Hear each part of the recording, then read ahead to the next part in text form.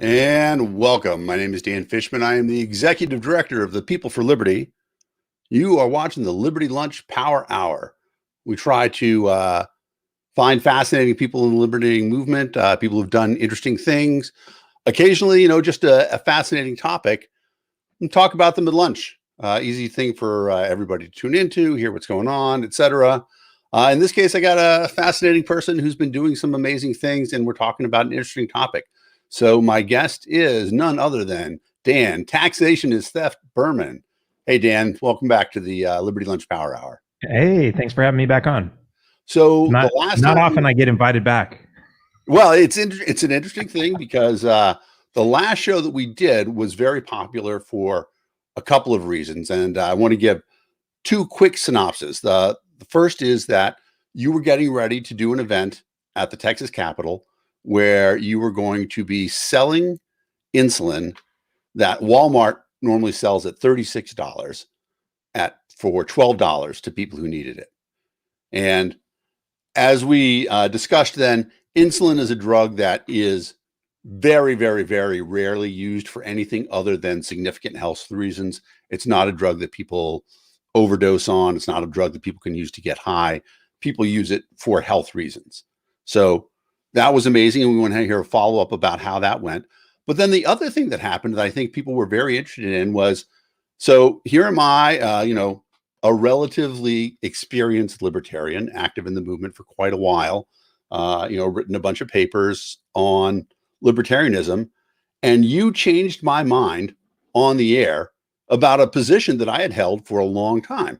And just to go back through that, I had, in my congressional debate when I ran for Congress in 2012, I argued with the incumbent Democrat that I ran against in Massachusetts 6. I said, there is no right to health care. Health care is provided to you by a healthcare provider. And we fought a war in this country that says you never have a right to another person's labor.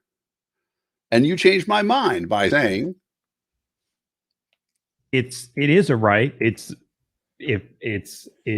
the right for me to get the healthcare, and it's the right for somebody to be able to provide that to me.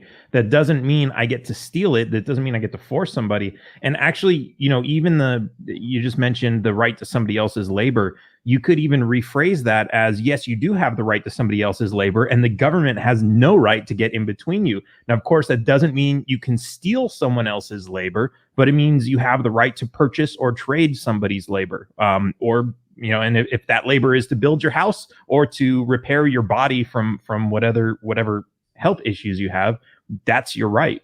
Right. And I think that's the best way to put it, is that you have a right to somebody else's, to enter into a contract with somebody else for their labor. But as with any contract, both parties have to agree to all the terms or the contract is invalid. And that's very different from what happens in a lot of situations, and certainly what happens in healthcare now. And one of the arguments you made to me, people have a right to healthcare, is that, and where government's getting in the way of it, is that people have a right to seek the healthcare that they want. So if you think medical marijuana is the thing you need, you ought to be able to purchase that, enter into a contract with a provider who will provide you medical marijuana. If you think that, chiropractic, I don't know what you call it, but visiting a chiropractor is, the healthcare that you want, you have a right to seek that. Ayahuasca, any other things that we want to point to that are, alternative health care. The government bans a lot of those, but you convinced me. You have a right to healthcare. You have a right to seek the healthcare that you want, and the government prevents that. So that was great. It's an astonishing argument. I appreciate the fact that when you hang out with other libertarians, you become more libertarian. So even somebody who's been around libertarianism for a long time, I became more libertarian based on our conversation. So thank you for that. So now, absolutely, tell me about your visitation to the Texas State Capitol in Austin. Man, where do I begin? Well, okay, so let me do a little show and tell here. So this is a box of, I guess. Awesome. Can you push it up towards the camera a little bit? Yeah, the camera's like all the way across the room. No worries. That's But good. It's insulin. yeah, this is insulin, and this is a box of 5 pens, 3 milliliters. And what's interesting is because I was looking at a lot of the places that that have insulin prices listed from around the world, and they say per milliliter. So this is 3. So whatever you see on those, multiply times 3. This is the pen right here. It's basically it's there's your insulin in there. It has this. There's a lot of drugs that have this mechanism now, but you basically have this little knob and you dial it, and this is 100 units per milliliter. I'm not sure exactly what measure this is, but you turn this little knob, and 1, 2, 3 clicks, however many you need. Is this box I'm showing the one that's currently showing for $595.99? Yes. Wow. So that is so this is 1 pen, and 1 pen in the US usually goes for 100. And I know you mentioned Walmart has them for 30 or something like that. Different prices vary. I tried to look at it on Amazon, but they won't even show me the price until I have a prescription in with them. So it's really difficult even to get the information sometimes. But yeah, so that's 566. And if you look at this, for some reason, it's got a price on the back that's 2,500, and that's in pesos. So that would be like 120. But that's about double what I paid for this. I paid 1,300, which is about $65. Okay. Compared to what you just saw, which was 500. It's insane. And I don't know, maybe Walmart's might be subsidized. I did read, we talked last time about some of the manufacturers are discounting their prices because of COVID. Right.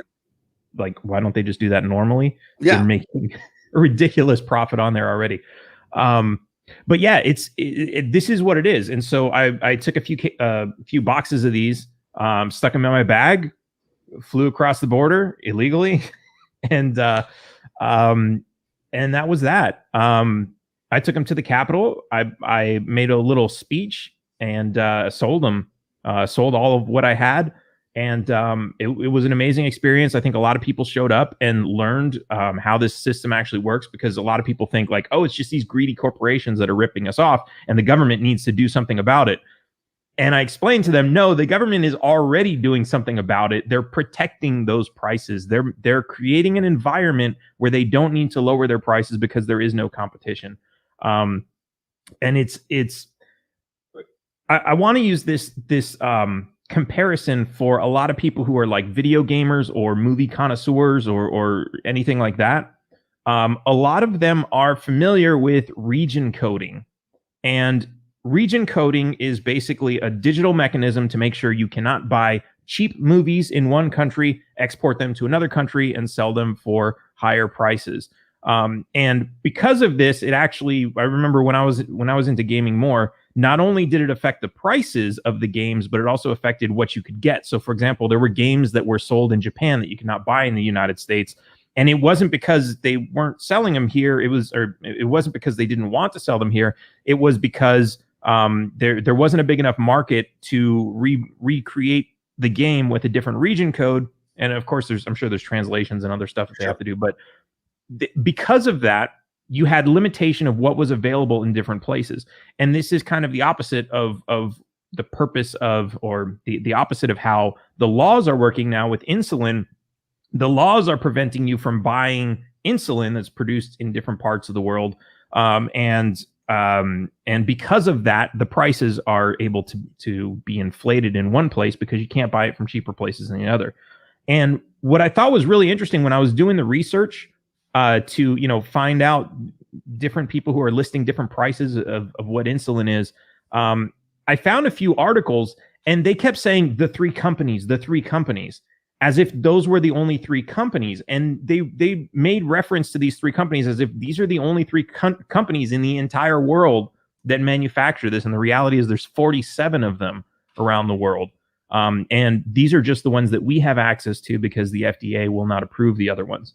And this was actually in an article that was talking about why aren't there generics of insulin. So they're trying to say, oh well, it's a very special product. It's not a chemical like a drug. It's a biological agent. And so therefore it's harder to reproduce. There's a project that just became aware of called the Open Insulin Project, where I guess they're trying to, it's biohackers trying to recreate insulin. But I know they're going to hit the same problem. The FDA is going to say, well, that's not approved. You can't sell this here. So Right. even if they're able to make it happen, that's going to be very difficult for them to get it to market. So it's a fascinating concept because, first of all, the idea that you can geographically control the price of something means that you, as a purchaser, actually don't have the right to resell at whatever you think it's worth, something that you bought. Because Right. in theory, right, what you did should be perfectly legal. You should be allowed to buy something anywhere. And in fact, there are many people in the United States who have become millionaires by buying things from overseas and bringing them into the United States and selling them. So you know that this is something that the government actually approves of, certainly the importing and selling. The only thing about it is that some corporations have paid protection money to the government, and the government says, okay, we'll protect your market. We'll make sure that your market is closed. Right. And it's even weirder than that, because we're not importing something that was made overseas. We're importing something that was exported. They call it repatriation. This is what they want to do with like the billionaires who have money overseas. They want to bring the money back so they can tax it. And it's like, oh, like they want to do that, but they don't want to bring the insulin back where it's more affordable. Well, to be fair, the people who want to bring the money back to tax it are probably on the left-hand side of the economic spectrum. And in this case, we are on the upside of the economic spectrum. And for people who don't watch a lot of Liberty shows, let me give that quick explanation, right? Republicans and Democrats will tell you that politics is a number line, and to the right, or to the right of my screen, is the Republican Party, and beyond that, they'll say, oh, it's corporations controlling everything. And Republicans will tell you that on the political number line to the left is Democrats, and beyond that is the state controlling everything. Libertarians will tell you that that's a lie. There is no two-dimensional political number line between right and left. There's a third dimension, you know it, a third direction. That direction is up. And liberty issues are up issues. Cannabis, that's not a right issue or a left issue. That's an up issue.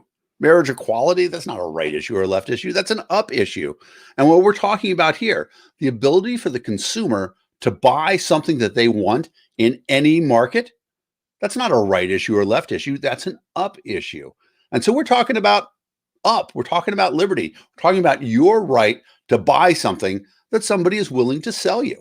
And we're not talking about a stolen good, right? Because if I go and I buy insulin in Mexico, or if I buy, a copy of, and let's be clear when we're talking about DVDs and stuff like that, a legal copy of a video game sold in Japan. We're not talking about, hacked IP violations, which we could talk about at length. But let's talk about a legally purchased copy of Crocodile Dundee, which, that is considered educational television in Australia. And so they sell it for $1. Here in the United States, Crocodile Dundee is an art film. And so it sells for $30. Why shouldn't I be able to go to Australia, buy that disc there, and bring it back to the United States and then sell it for $5, right? And make a huge profit. There's no good reason for it. However, there is a conspiracy to prevent me from doing that, because the disc makers conspire to put a code on there that says it will only run on DVD players that are sold in this region. So I actually couldn't buy a DVD in Australia and bring it back to the United States to watch it because of this conspiracy, which if you had something else like this, right, it would be RICO. It would be a conspiracy to commit a crime. But in the case where it's government blessing, it's business as usual. And that's unfortunate. So you've got this situation where you are, dare I say it, doing the people's work, right? Providing a service because people came out to buy your stuff. It's not like, and Chris Rock does a funny routine about this. He's like, people talk about drug pushers, but I never hear somebody on the corner saying, how am I going to sell all of these drugs? The reality is that most of the time, drugs sell themselves.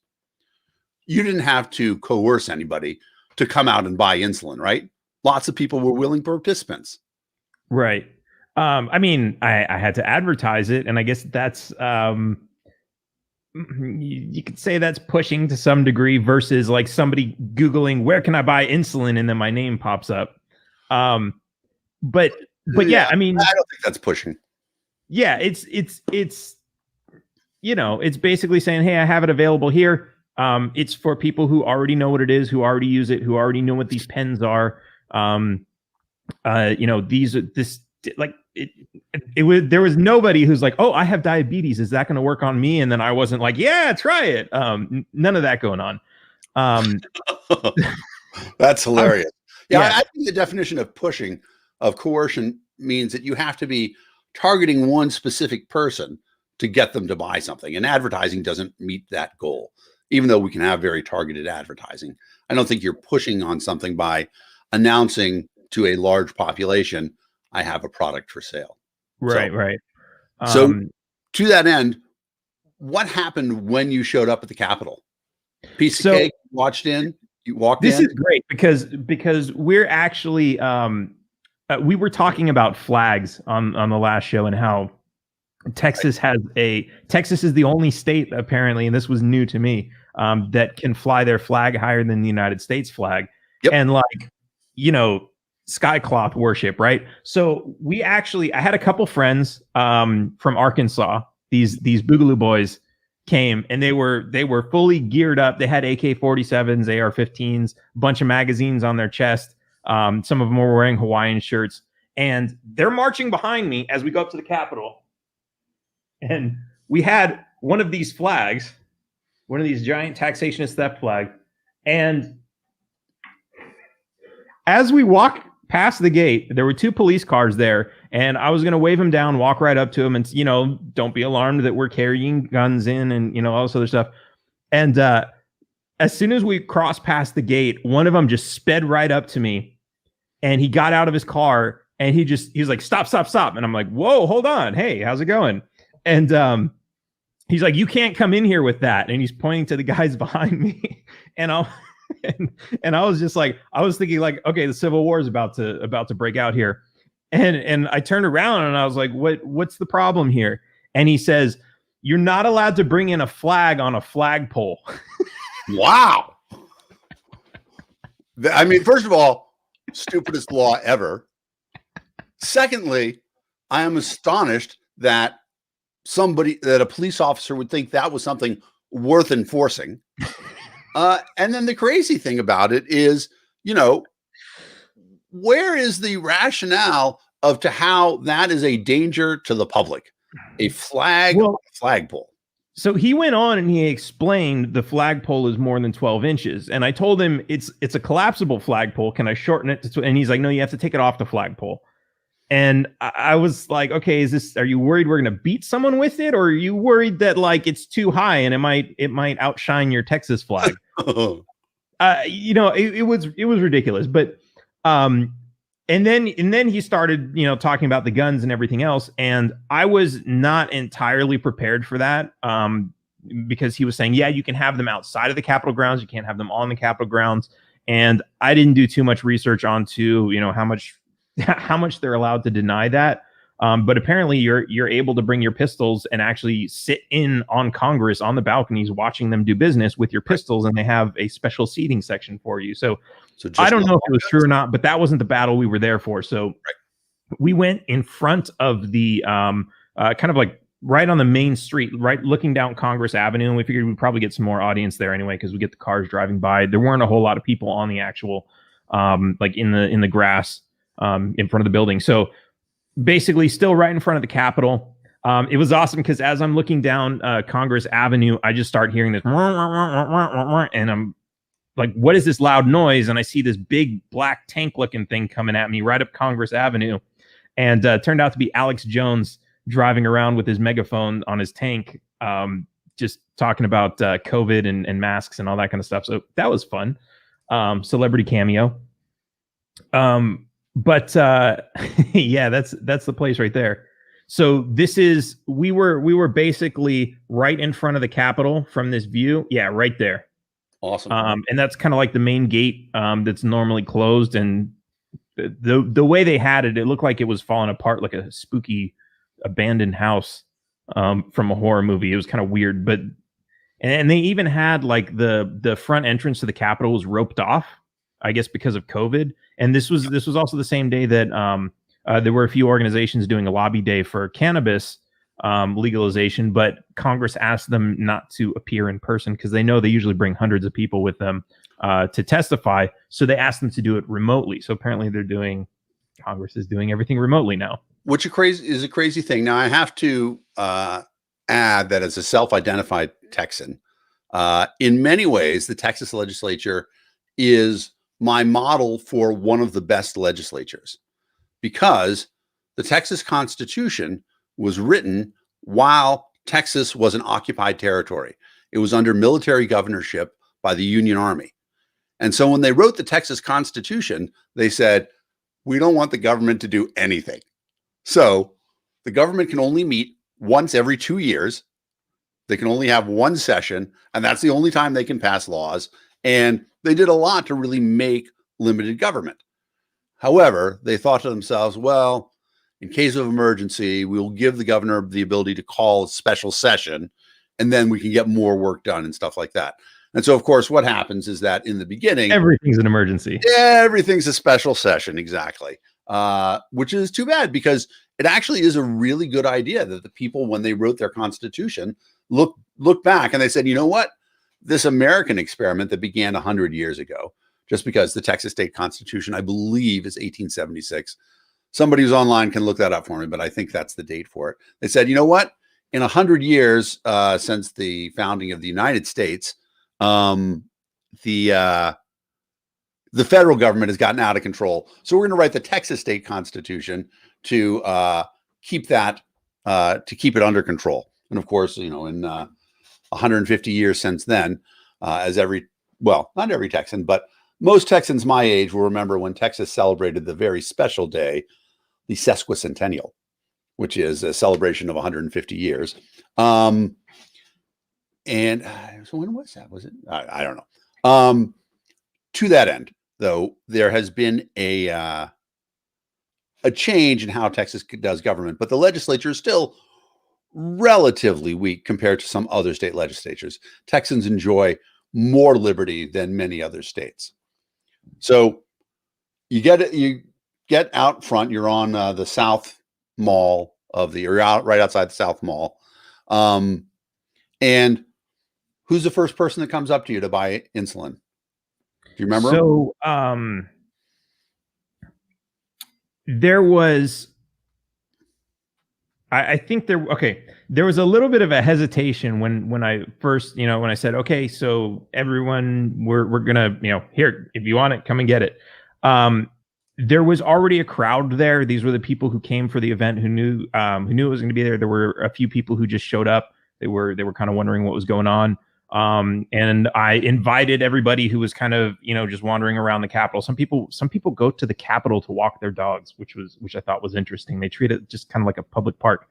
Some people just came over for that. And when I opened it up to say, okay, who wants it? Come and get it. A few people came up to ask a few questions. They wanted to know exactly what it was called. Some of them have family who they wanted to call and say, hey, is this the stuff that you need? So that, we can make sure we're getting the right stuff for you. Do you want it?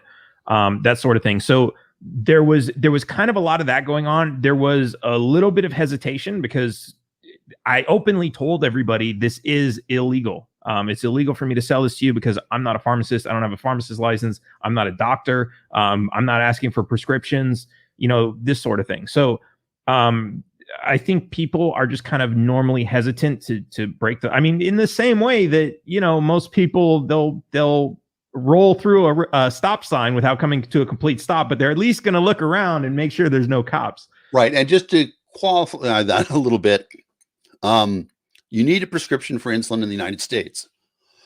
Do you need a prescription for insulin in in Mexico? No. I went in. This was actually funny, and I told this story when I was there at the Capitol. Dan Square, nice. So when I went to buy this stuff, I had asked people. I had friends who go to Mexico to buy their insulin, and you know, they're telling me, yeah, you don't. This is what you ask for. You know, you don't need a prescription or anything. But I was still kind of nervous because I was like, okay, I'm gonna walk in there. Like, I already knew I was doing something kind of illegal, but like, there's just like, I'm the kind of person who usually gets caught for things that I didn't do, like, you know, going back to high school and these sorts of things.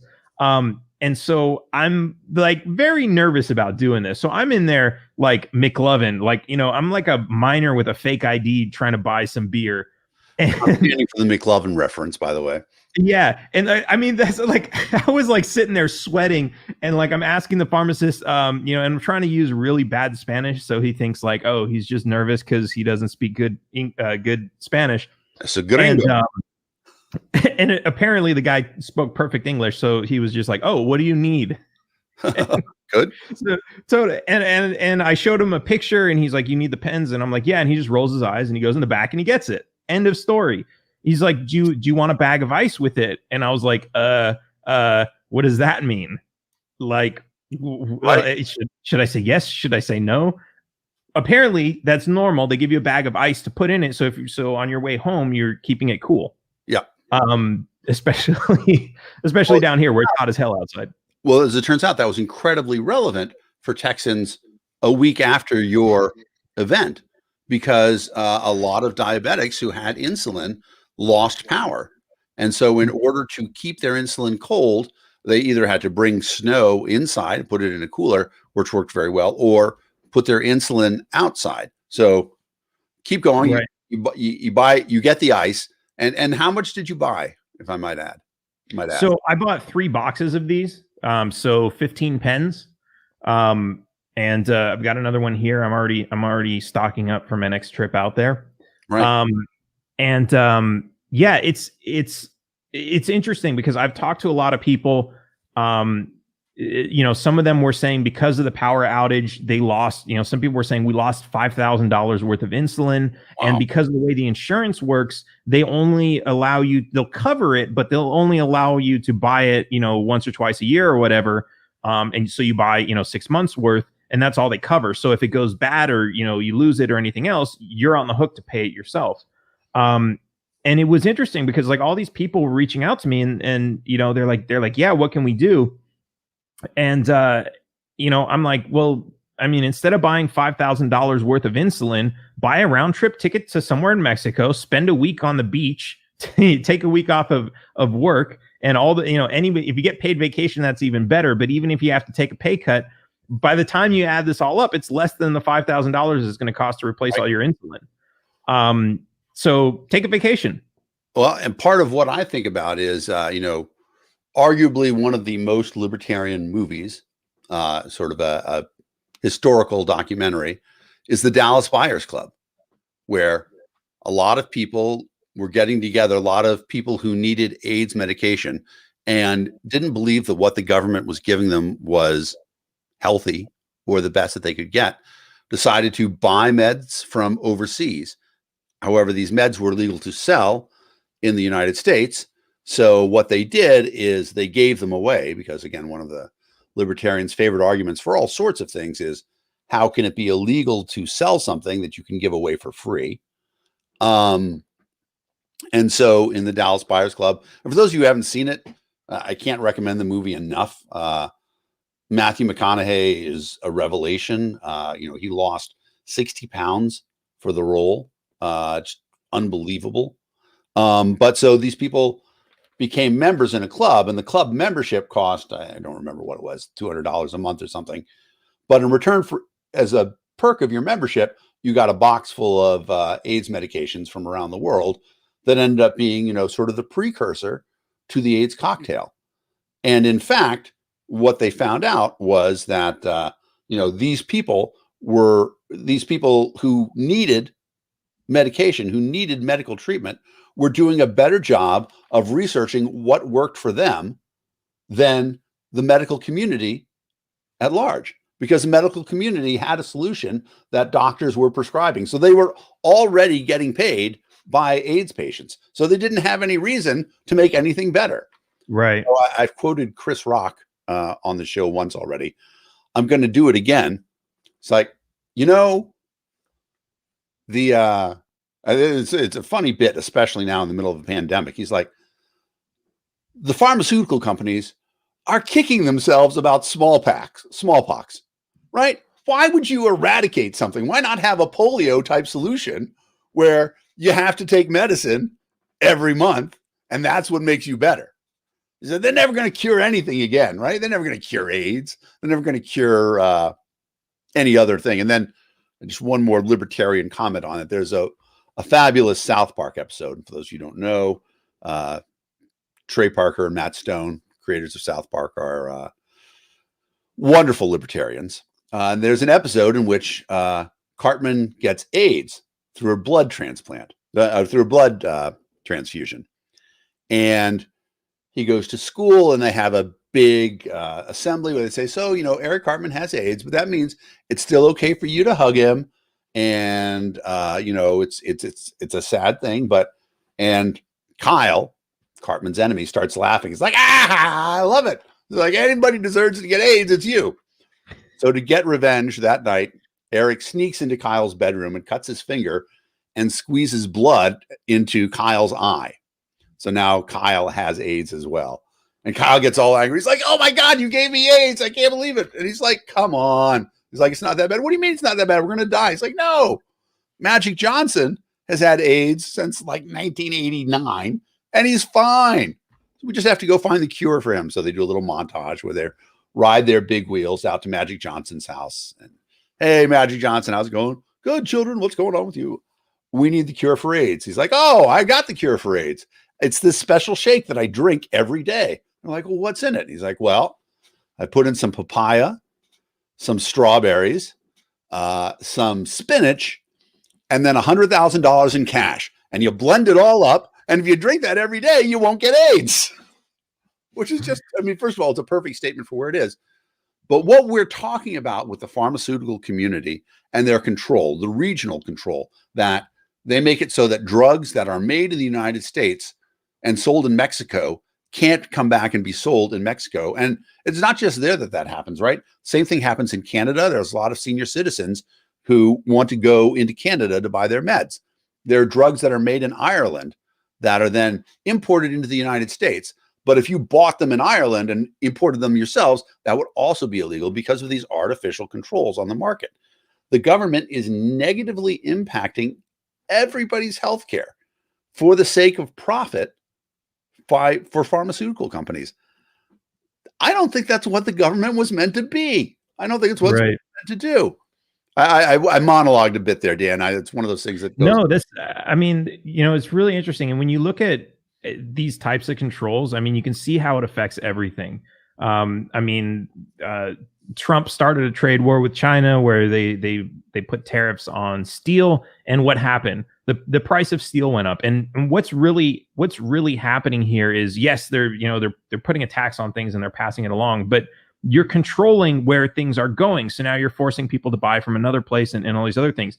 And when you think about it, you know, we everybody says, oh, we need an open border or we need a closed border. And there's this fight over this. And we always talk about the things that are, you know, people are going to take jobs, and, you know, someone's going to be a drain on one part of an economy or the handouts and all these other things. But nobody really talks about how all of this ultimately does the same thing that it does with healthcare. So if you have a closed border, you can argue that you prevent all these problems, but another thing that you're introducing is you're creating you're creating a wall for people to climb to get better jobs, which means you're creating that same line where you're forcing people into, let's say, an area of poverty where you're preventing them from having higher paying jobs, which means you're controlling the price regulation there. And so you have kind of the same thing. You're keeping prices down in one area so you can keep them high in another area. You know, people are talking about like, oh, if these people come here, they're going to work for less, which means the value, the price of the jobs is going to go down. That's exactly what we're talking about here. There's a name for an economic system in which the government controls the means of production. Right? What do we call that, Dan? Well, some people will say you call that socialism. Yeah, that's what I would call it. I would say that is the textbook definition. And now we can argue that there are other definitions of what socialism is, but that actually is the textbook definition. If you were to go to a textbook and say, what is socialism? It will tell you it's when the government controls the means of production. And it does it by a lot of different ways. One of them, the perfect example that we've been talking about beforehand, when the government says certain things can't be sold here and they're controlling the market, that's controlling the effect of the production. That's controlling the market. The same thing is true for labor. When the government prevents me from hiring the person that I want to do a job by artificially controlling who's allowed in the country to work, that's socialism. Now, if people want to argue for it, and there's a lot of people that argue we need more socialism. I don't happen to be one of them, but there are a lot of people that argue that we need more socialism. I just want the people who are arguing for closed borders to own up to the fact that they are arguing for socialism. That's what they want. They just want a little bit of socialism. That's fine. People always want little bits of this government or more government, something like that, but they're arguing for socialism. So that's a great example of one of those controls that the government is putting in that extends beyond just restricting what video games, what DVDs, what medicine I can buy. It's also restricting who I can employ because they won't let certain people into the country. Right. And it's interesting too. So as I was exposing people to what's going on with the insulin, some other people reached out and said, yeah, you know what? A woman told me that she had to buy inhalers for her daughter, which are normally $60 in the US. And when she went to Mexico, they were only $5. And when she went to Turkey, they were only $2.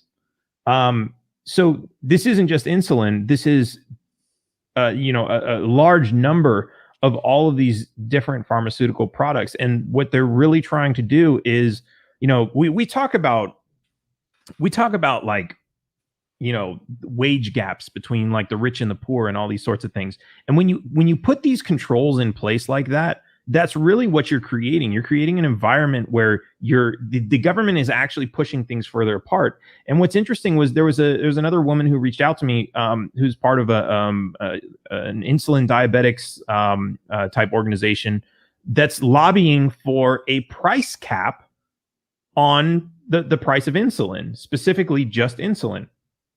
And what's crazy about that, and I had a conversation with her and I was telling her, look, the stuff that they're making in the US, they're selling in Mexico for $12. That means if they had the same, imagine they had the same laws in the US as they had in Mexico. Why is it $12 in Mexico and $100 in the US? The only difference is the laws. That's the only difference.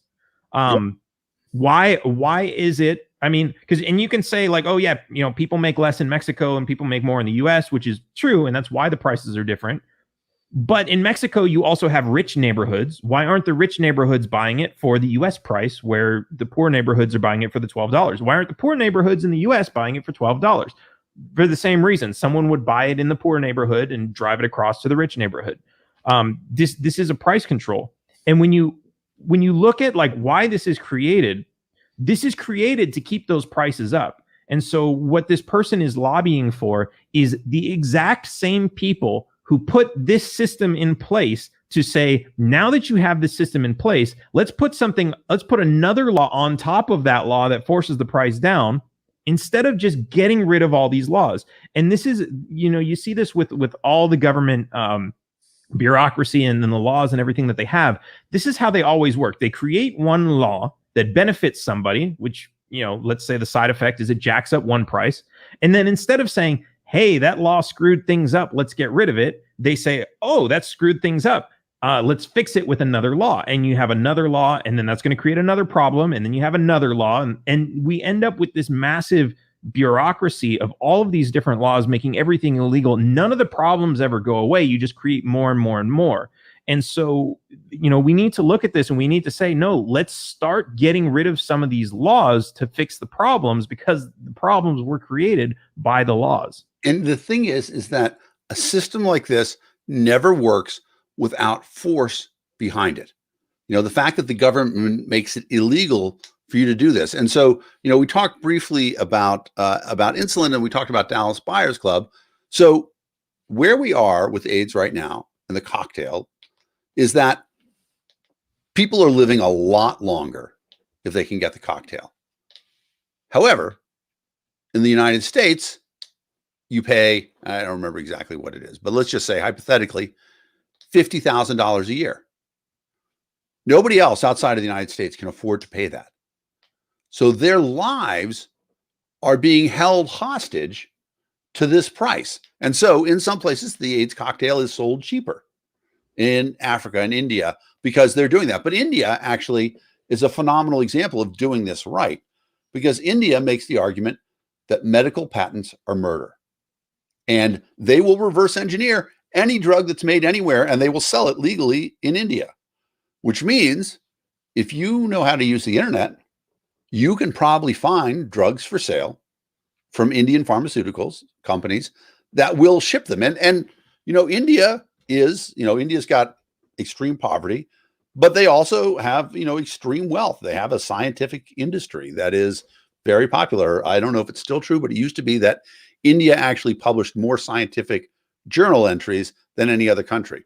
Part of that is due to their population, but anybody who has been to an American college will say, yeah, there's a ton of Indian students in there. They are actively seeking education to better themselves and better their country.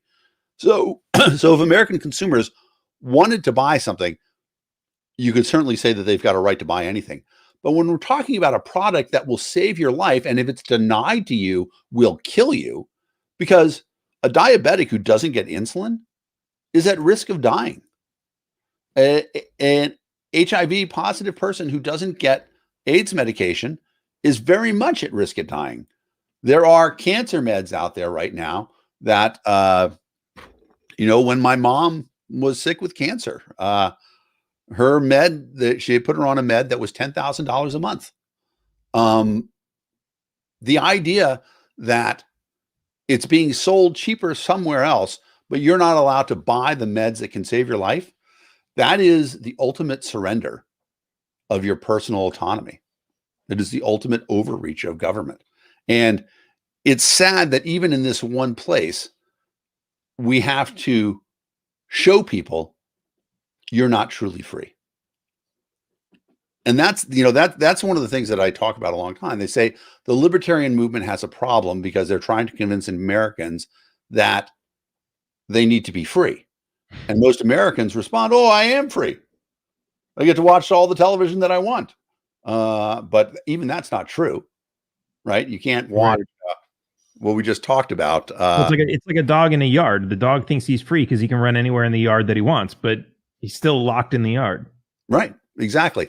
And the biggest problem with that is that when we try to talk to people, and there's that's a great analogy. I'm gonna stretch it a little further. So get a dog and he's used to the yard. It depends on who the dog is, but some dogs, when you open the gate, they don't want to go out. They're like, whoa, what's out there? Right. I'm going to stay in my yard and I'll bark at anybody that comes in here, but I'm not. But then there are other dogs who, they're digging to try to get under the gate. You open the gate, they're gone, that sort of thing. There are a lot of people like that. There are people who want their freedom. They shouldn't be restricted by the dogs who want to stay in the yard. But that's where we are, because we have a system in which if there are enough people who want to stay in the yard and they vote, they can vote to restrict the liberty of everybody else because they're like, oh, I don't want them doing stuff like that because it makes me uncomfortable. That's not what I'm supposed to be like. And especially when you have, because people's decisions are made based on information, right? What information do they have? And when you have a system where all of their information is coming from the mainstream media, from the mouths of all these politicians and all of these politicians who benefit from being in control over micromanaging everybody's lives, then that's the only information you have. And until you start to not trust them and not believe all the things that they say, you're going to be like, oh yeah, no, I'm in the yard and there's nothing outside of the yard that I could ever want. And this is one of the things, this is a problem that I have with libertarians that I've been trying to push this new way of dealing with that, because the reality is, yeah, you go to most people and you say, hey, you need freedom, and they have everything that they want. Then, to them, it's like, no, I don't need freedom. And what you really need to do is figure out, okay, what do you need or want that you don't have? And then you have to specifically talk about that issue and then explain to them why that the reason that they don't have that is because of the government. And I know that's not everything.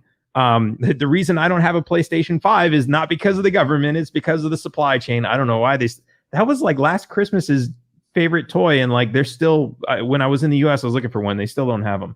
Right now there's a huge shortage of chips because of supply chain.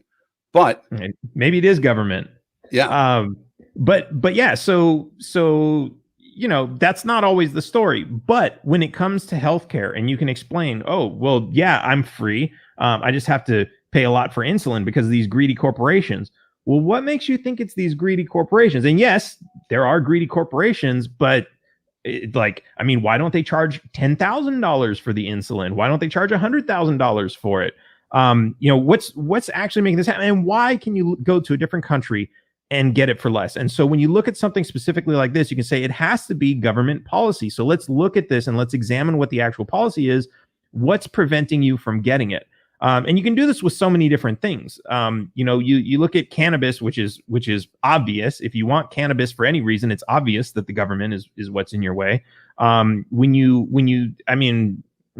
can look at so many different things, but the issue is that you have to figure out what is on people's minds, what are their wants and needs, and don't just come at them with like, you need freedom, because that doesn't make any sense to them. Yeah. And it's one of those things too, that like the people believe what they're being told as well. And so there's this sort of there's the myth of pharmaceutical companies that they should have protection because they've invested all these billions of dollars in researching new drugs and making sure they're safe, and that if we don't allow them a monopoly on that drug for a while, that nobody would ever introduce a new drug. I want to push that argument aside, and I would dispute that on another forum. But right now, we're talking about a drug, insulin, that is, I believe, still made in other animals, right? Made in horses, other things like that. Certainly in the beginning, that's where it was. So it's not like, this is a new drug. It's been around for forever. And it's not like the production of it is particularly expensive. It's just because it's a controlled market. And I want to talk about one other drug that has had this problem. So a lot of people have heard about the problem that happened when somebody had changed the charge for an epinephrine pen that people need for allergic reactions. And so for those of you who don't know, if somebody has an allergic reaction, they have these pens. They look a little bit like my electric screwdriver. You jam them into somebody's thigh, and that stops the anaphylactic shock that happens when the person's having an allergic reaction. Epinephrine itself is incredibly cheap. As you can see here, is their price listed here? It's usually, here it is. So you can get 300 milliliters for 33 bucks.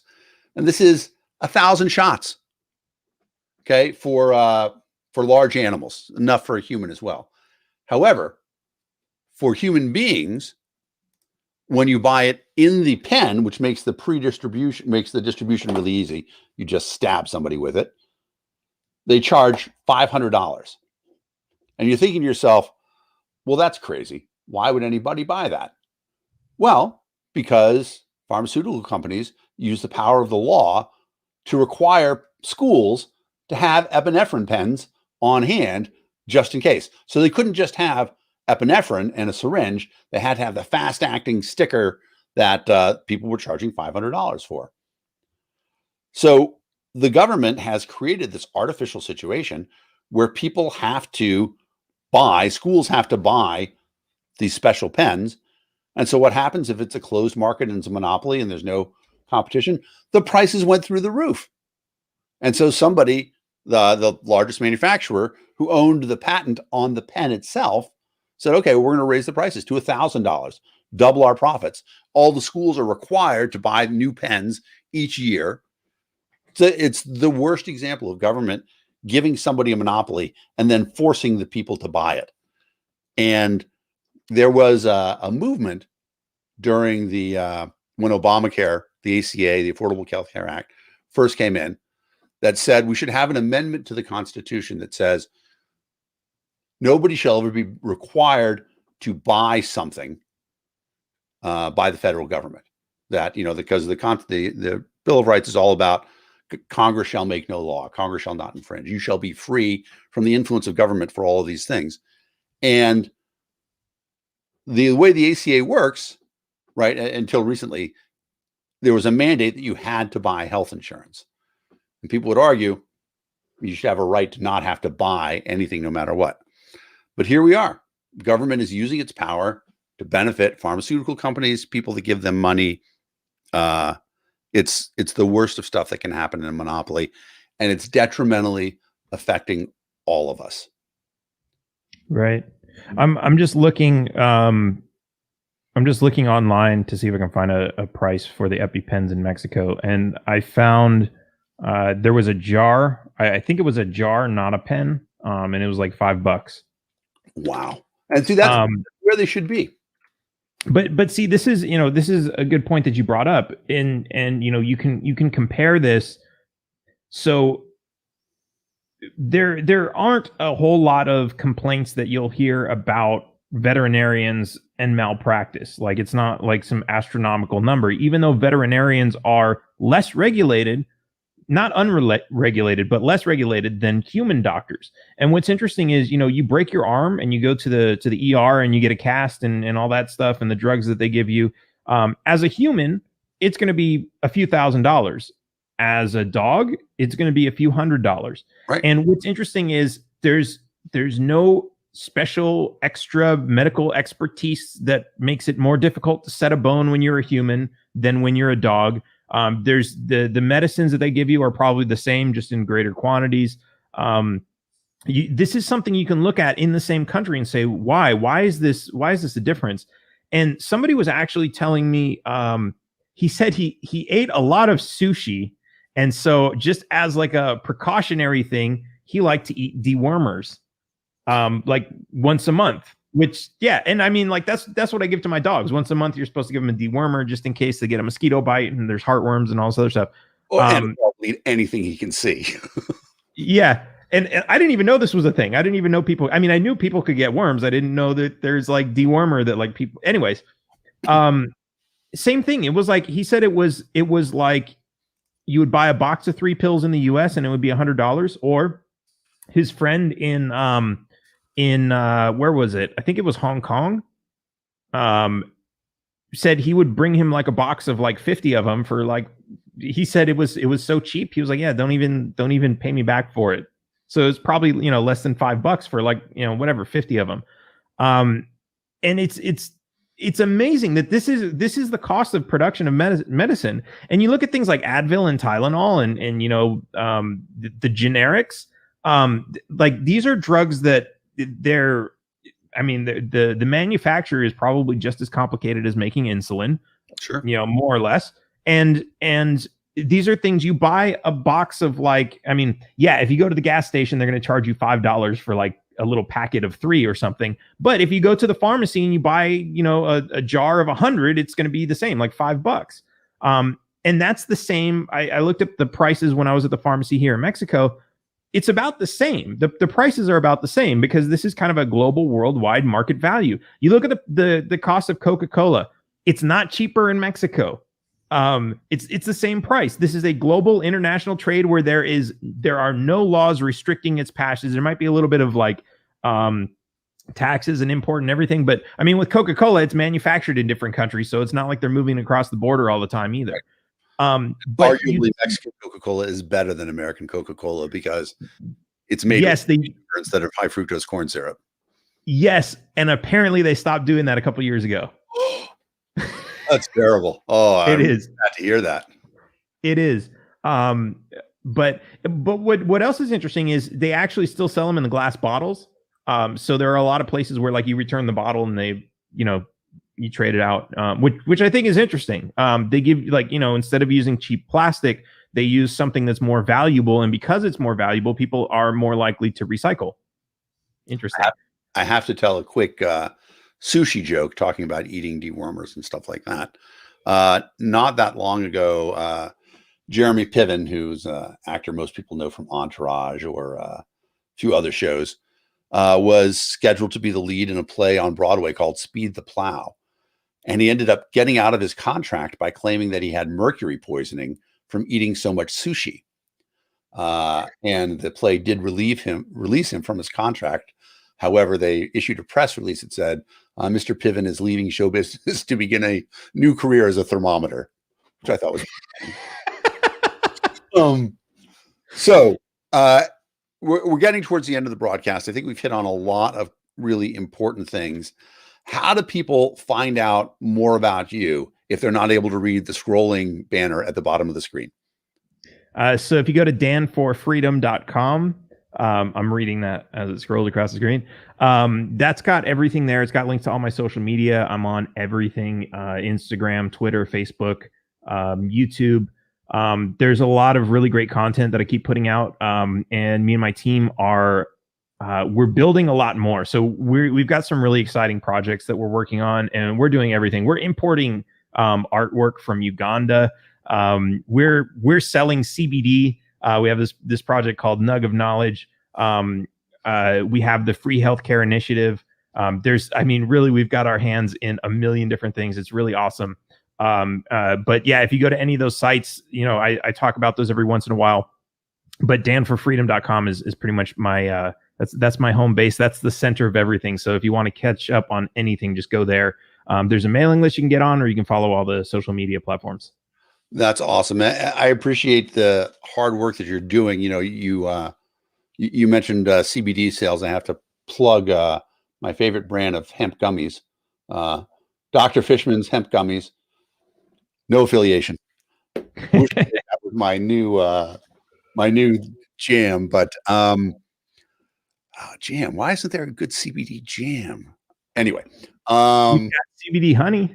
That's exactly what I was thinking about. There's CBD honey. I've seen it, and gummies and all that stuff. But jam, I eat a lot of jam now. I'm like really into toast.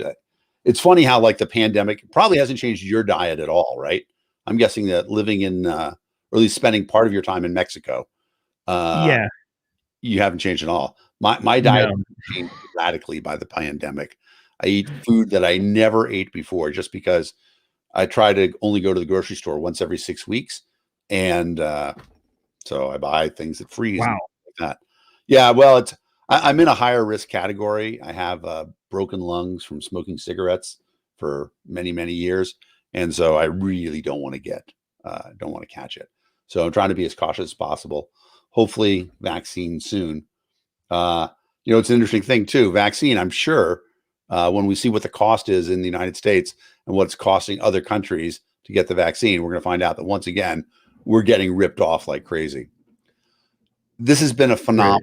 Yeah, exactly. This has been a phenomenal show. Once again, people are learning stuff based on you and I having a great conversation about liberty. So I want to thank you very much, Dan Behrman.